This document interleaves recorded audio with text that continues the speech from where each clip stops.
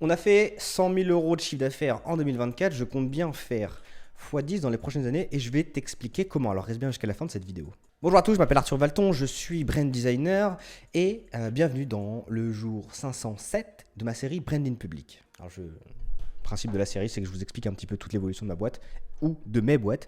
Et bien là, je vais vous faire un petit bilan de tout ce qui se passe, combien est-ce que je gagne, comment, avec quoi et surtout comment est-ce qu'on va aller chercher le million de chiffre d'affaires. Aujourd'hui, j'ai une boîte et je suis en train d'en monter deux. Ma boîte principale, c'est mon agence, ça s'appelle Smooth. C'est une agence de branding, c'est un cabinet de conseil en stratégie de marque et un studio créatif. Et on fait des belles choses avec, c'est génial.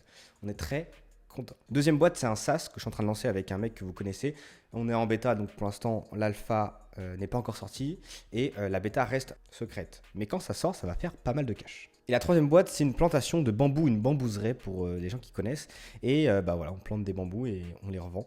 Et c'est assez sympa. J'en ferai une vidéo peut-être si ça vous intéresse. Alors oui, passer une agence de 100 000 euros de chiffre d'affaires à 1 million de chiffre d'affaires en quelques années, c'est possible. C'est pas le plus évident, mais c'est possible. Mais bon, s'il y a d'autres cash qui rentrent, c'est encore mieux.